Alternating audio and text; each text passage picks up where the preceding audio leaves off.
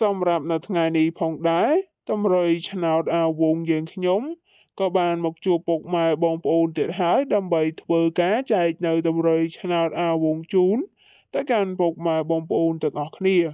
ហើយបើពុកម៉ែបងប្អូនស្រឡាញ់ពេញចិត្តនៅលេខ1ណាពុកម៉ែបងប្អូនអាចយកទៅធ្វើការចាក់ផ្សងសំណាងបានដោយឥតគិតថ្លៃផងដែរ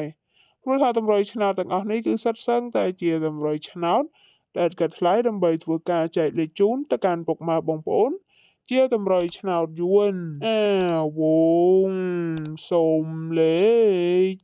ឆ្នោត20កដវងសូមលេខឆ្នោត56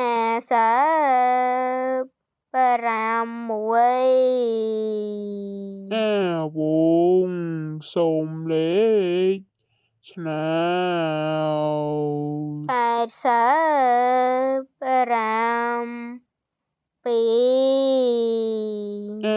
វ